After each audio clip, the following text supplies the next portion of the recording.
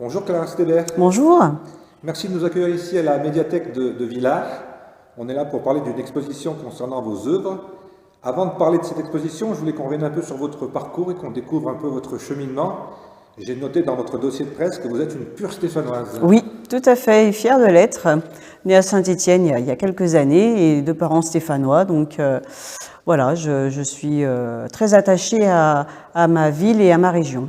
Est-ce que vous qui êtes peintre, est-ce que c'est plaisant de peindre sa région ou alors on va s'inspirer, notamment on le verra dans l'exposition, d'autres pays, mais est-ce qu'il vous arrive souvent de faire des choses sur la région? Oui, alors c'est vrai que je travaille plus les pays chauds, on va dire, les pays colorés, mais je travaille beaucoup par thème et dernièrement j'ai réalisé une exposition sur Montbrison où j'ai réalisé une dizaine de toiles sur Montbrison. J'ai déjà fait des œuvres sur Saint-Étienne et j'ai un beau projet dans l'avenir sur Saint-Étienne. Comment on est venu à la peinture, au dessin? C'était une vocation? Oui, je crois que je suis tombée dedans quand j'étais vraiment petite. Mon père voilà, m'a beaucoup inspirée. Hein. Il est très artiste. Donc, naturellement, vers l'âge de 8 ans, j'ai peint mes premières toiles et puis ainsi de suite. Et puis, je suis rentrée aux Beaux-Arts à Saint-Étienne.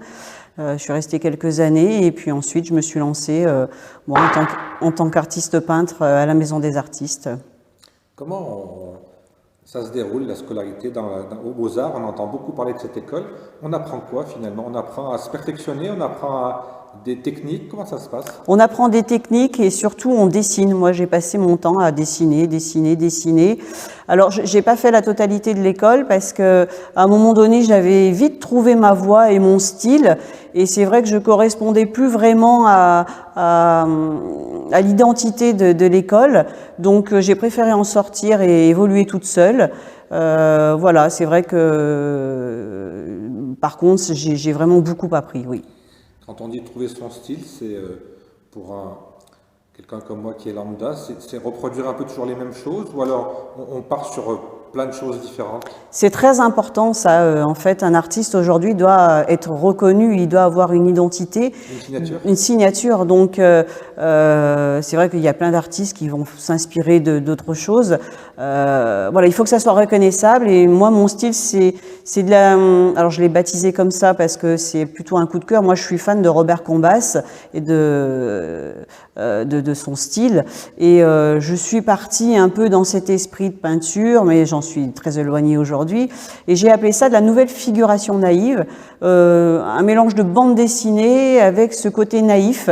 Voilà, j'ai fait un mixte de ça et je suis partie sur le thème plus donc de l'architecture. Hein, je peins que des maisons, que du bâtiment, avec en plus de ça de la couleur, quoi. Voilà, de la couleur. J'ai besoin de couleur en permanence, de chaleur, voilà. Et puis il y a une chose très importante sur ma technique, c'est que donc c'est un travail en aplat et tout est cerné de noir. Voilà, il y a un trait fin noir qui cerne tous les éléments de l'architecture et ça donne ce côté un petit peu tremblant, mais qui a ce côté vivant. Et dès votre plus jeune âge, vous aviez l'idée d'en faire votre métier? Je crois que oui, j'ai toujours pensé que je ferais que ça. Je vois qu'à partir de 93, vous avez décidé de travailler toute seule. Comment ça s'est passé alors? Je me suis inscrite à la Maison des Artistes et puis j'ai commencé à organiser des expositions, alors dans des lieux, dans des salles de mairie, des salles d'exposition faites pour ça, et puis à proposer aussi mes services au sein de l'école. Il y a beaucoup d'activités autour de l'art dans les écoles, dans les collèges. Et puis petit à petit à faire des murs, voilà, des interventions pour des villes aussi en tant que street art, puisque je me suis mis aussi il y a quelques années à faire des murs. Et puis beaucoup de choses en fait, puisque entre-temps j'ai créé aussi une marque de sacs qui s'appelle Mademoiselle Asteber.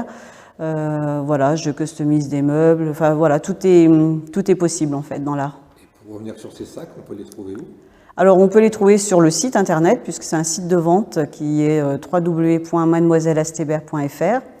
Et puis là, pour l'exposition de Villars, on en a quelques-uns à la vente. Il n'y a pas des magasins dans la région qui les vendent? Non, parce que ce sont des sacs qui sont en pièces uniques. Chaque sac est unique, donc je sors toujours une petite collection et du coup pas suffisamment importante pour trouver un revendeur. Je préfère du coup les présenter moi-même. C'est vous qui créez le sac ou c'est quelqu'un qui vous dit j'aimerais un sac avec tel dessin? Non, c'est moi qui crée le sac. Je pars en fait d'un châssis en lin où je peins une œuvre originale et ensuite je travaille par contre en binôme avec une couturière qui elle me monte tout le sac. Je choisis mes cuirs, mes tissus, mes anses et puis on applique cette peinture sur le sac et voilà. Donc ça, si vous voulez, l'idée au départ, ça a été qu'une œuvre d'art puisse être portée par une femme. Et moi j'aime bien que la culture stéphanoise, elle rayonne à travers, j'allais dire la France, mais même le monde. Est-ce que dans les commandes que vous avez un peu des lieux? Vous savez si les clientes, elles viennent un peu de toute la France? Alors il y en a même loin, il y en a aux Bahamas, il y en a aux États-Unis, il y en a en Espagne, il y en a en Italie, il y en a en Russie, il y en a en Angleterre. Donc oui, alors les tableaux, j'ai quelques œuvres qui sont à l'étranger, mais les sacs ont énormément voyagé. Plus facile d'expédition. Je vois aussi sur votre dossier de presse, coloriste dans l'âme, c'est quoi finalement être coloriste? Alors mon rêve d'enfance aurait été d'être coloriste chez Walt Disney. Bon, j'ai pas eu cette chance, mais voilà, j'admire le talent de Walt Disney et voilà, la couleur, c'est hyper important pour moi, quoi. Je peux pas vivre sans. J'ai envie de vous demander, là aussi, on parle de couleur, quelle est votre couleur préférée ou quelle est la couleur que vous aimez le plus travailler? Alors ça c'est difficile. À un moment donné, j'étais très reconnaissable dans les bleus et les jaunes. Aujourd'hui, selon les paysages, il y a d'autres couleurs, mais je crois que c'est une palette vraiment large de couleurs. Mais voilà, le bleu, souvent j'entends parler du bleu, le bleu Astébert, si on peut dire ça comme ça. Votre bleu spécifique? Oui, il y a un bleu spécifique, voilà, c'est ça. Alors, on parle de couleurs, on est à Saint-Étienne. Oui. Est-ce que le vert a une importance dans vos œuvres? Pas trop, c'est très difficile le vert dans une œuvre, d'autant que je fais pas de paysage de campagne ou choses comme ça, pas spécialement. Je vois derrière vous, il y a un tableau où on retrouve des volets verts. Oui. C'est voulu ou alors ce vert, ça se marie bien avec les autres couleurs? C'est parce que c'est comme ça à Burano. Ah, c'est une représentation de Burano. C'est une représentation de Burano, voilà, une ville que j'aime particulièrement pour toutes ces petites maisons et cette multitude de couleurs. Voilà, ces maisons un peu tremblotantes qui font qu'on a l'impression qu'elles vont tomber, ça me correspond tout à fait. On parle de Burano, ça tombe bien. Vous êtes beaucoup inspiré par la chaleur méditerranéenne. Est-ce que vous pouvez nous expliquer un peu comment vous ressentez et comment vous retraduisez cette chaleur méditerranéenne dans vos œuvres? Oui, alors je pense que ça vient de la petite enfance. Mon grand-père était espagnol et puis je suis très attirée par ces pays en tant que touriste. Hein. Et c'est vrai que voilà, ce côté chaleureux, cette chaleur, voilà, dans tous ces villages colorés, ça m'inspire énormément. Et pourquoi toujours des maisons? On pourrait pas. Vous avez parlé de chaleur et de Méditerranée. Moi, je vois tout de suite dans mon esprit, hein, peut-être c'est un défaut, mais je vois tout de suite de la cuisine. Ah, alors l'art, la cuisine, c'est de l'art. J'adore manger. Alors c'est vrai que quand je fais un paysage, je pars d'une photo. Si j'ai un peu de chance, j'ai visité le pays, donc je fais moi-même mes photos. Et ce qui est très important quand je voyage, c'est la découverte du pays, de la culture, des arts, mais aussi de la nourriture. C'est très important, les odeurs. Et j'aime avoir tout ça quand je rentre dans mon atelier après pour réaliser une toile, c'est très très important. Donc en fait, l'odeur, la couleur, le toucher des matières, tout ça, c'est important pour pouvoir retranscrire après sur toile. Est-ce que les mémoires d'odeur, justement, ça peut influencer dans les couleurs qu'on choisit? Ah oui, tout à fait, tout à fait. On est en voyage, donc, tout au long de cette exposition. Il y a l'Italie, est-ce qu'il y a d'autres pays? J'ai lu la Russie, les USA, l'Espagne, la Thaïlande, la Polynésie et bien évidemment la France. Oui, bien sûr. Alors, tout est possible, hein. Tous les pays sont bons à peindre. Là, pour l'exposition de Villars, on retrouve effectivement l'Italie, on va retrouver le Maroc, et puis alors là, on fait un bond de l'autre côté de l'Atlantique et on va se retrouver à New York et à Miami. C'est deux villes que j'aime particulièrement. New York pour évidemment pour les gens qui connaissent cette folie, et puis Miami pour le côté latin. Alors oui, oui, tout à fait. C'est vrai que c'est 50% latino, mais c'est aussi pour la folie qui se dégage de cette ville, les possibilités, car tout est possible. Et puis au niveau art, c'est incroyable, quoi. Vous avez à Miami le quartier de Wynwood qui est pour tout artiste un endroit où il y a une énergie de fou. Et moi, j'ai besoin quelque part d'aller dans ces lieux pour pouvoir me rebooster. C'est ma source d'inspiration et c'est ce qui me permet ensuite, dans mon atelier, de pouvoir travailler en fait. Comment on doit vous définir? On dit un peintre voyageur ou une peintre voyageur? Un peintre voyageur, ça me parle. Justement, on parle de méditerranéen. Quelle est la différence pour vous au niveau de votre sensibilité et encore une fois de votre travail entre l'Italie, l'Espagne, le Maroc? Il y a toujours du soleil, il y a toujours des couleurs un peu fortes, je dirais. Oui, mais chacun a son... Oui, chaleureuse. Comment vous différenciez ces pays? Alors l'Italie, ça va être la gastronomie qui est hyper importante. J'adore la gastronomie italienne. Le Maroc, ça va être ce côté mystérieux pour moi, je le définirais comme ça. Chaque ville du Maroc, Marrakech reste ma préférée. Voilà, les jardins de Majorelle, tout ça, pour un artiste, c'est quand même une grande source d'inspiration. L'Espagne, ça va être un côté plus festif, peut-être. Voilà, les tapas, peut-être, le soir. Donc voilà, le flamenco, oui, pourquoi pas. Mais voilà, effectivement, chaque pays a sa richesse. Est-ce qu'il y a des pays que vous rêvez de visiter, bien entendu, et aussi de mettre en tableau? Alors, il y a plein de pays, en fait, encore que j'ai pas visité et que j'ai pas mis en tableau, notamment toute l'Asie, où j'ai du mal, comme je ne suis pas allée encore dans ces pays, à me projeter. Voilà. Je sais que c'est magnifique, plein de gens me le disent, mais j'ai du mal à retranscrire ce côté architecture de l'Asie, en fait. Alors c'est peut-être dans les clichés encore une fois, mais je me projetais moi sur les pays du Nord, je Oui. voyais du blanc, et là Oui. je regarde tous vos tableaux, je ne vois pas une trace de blanc. Est-ce que c'est volontaire? Oui, bien sûr, oui, tout à fait. Vous n'aimez pas de la neige alors? Pas la neige, non. Alors j'ai peint la Norvège, les îles Lofoten, l'Islande, mais toujours les maisons, toujours l'architecture, donc finalement on ne voit pas la neige. Pour revenir à la technique, vous parlez d'acrylique. Oui. Quelles sont les différentes façons de travailler? Il y a différentes textures, il y a différentes...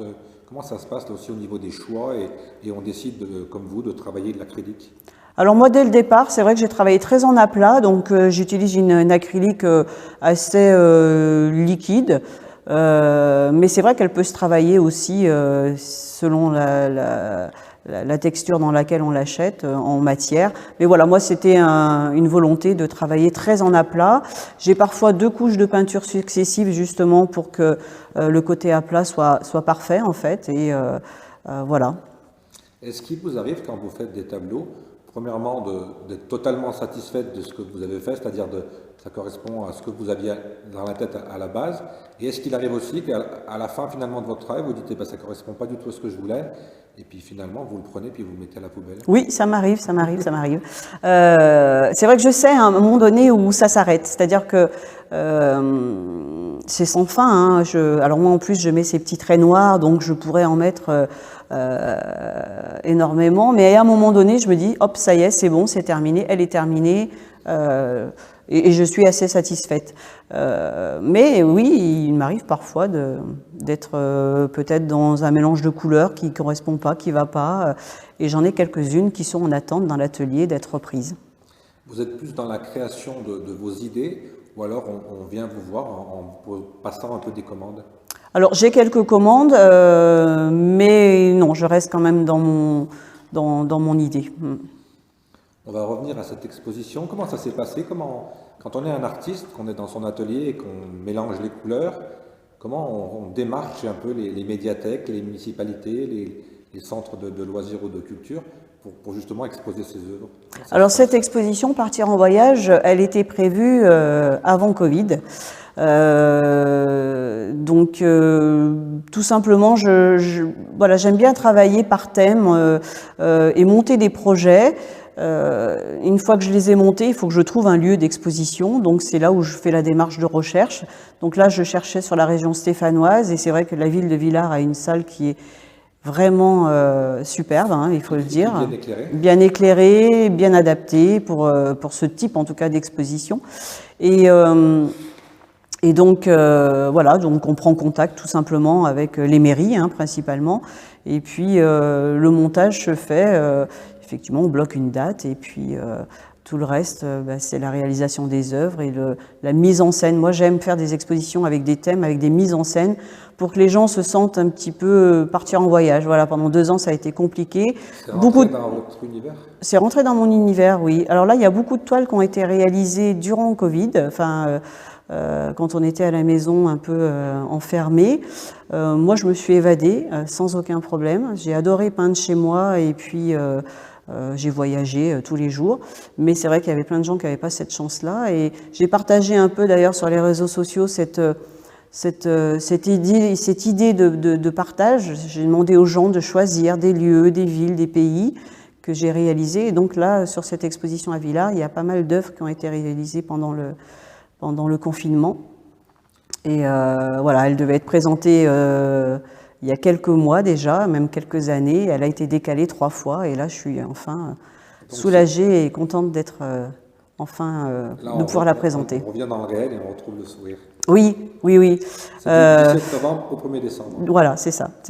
C'est vrai qu'un artiste est quand même principalement dans son atelier, hein, enfermé, seul. Moi j'aime être seule quand je travaille.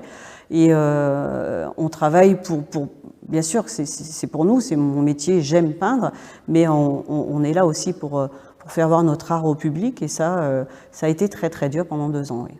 J'imagine que ça varie suivant aussi la taille du tableau, mais entre le premier coup de pinceau et le dernier, ça passe combien de temps généralement ? Alors ça c'est difficile à compter, c'est vraiment plusieurs jours, hein, effectivement. Alors l'acrylique, l'avantage c'est que ça sèche vite, mais je compte pas vraiment. C'est pas quelque chose qui me... Voilà, quand je me lance dans une toile, je me dis pas tiens demain il faut que je la finisse ou après-demain. C'est vraiment voilà, c'est le cœur qui travaille, donc je pourrais y passer autant de temps qu'il faudra. Et à un moment vous reculez et vous dites ça y est, ce coup-ci, voilà, il est terminé. C'est ça exactement. Est-ce que vous demandez un peu l'avis de votre entourage ou alors vous restez dans vos idées ? Alors j'envoie les photos à mes filles et je leur demande toujours leur avis sur voilà, c'est ma dernière toile, que vous en pensez. Donc voilà, c'est quelque chose, elles sont très, c'est pas parce que je suis leur mère qu'elles vont me dire que c'est bien, donc elles ont un œil critique et c'est un œil auquel je peux faire confiance. Quand on expose comme ça ces toiles, comme ça dure une quinzaine de jours, hein, à peu près. Qu'est-ce qu'on attend ? On est là pour faire découvrir ses œuvres, on est là pour faire de la vente, on est là pour rencontrer des gens. Comment ça se passe là aussi au niveau de tout ce qui est relations humaines ?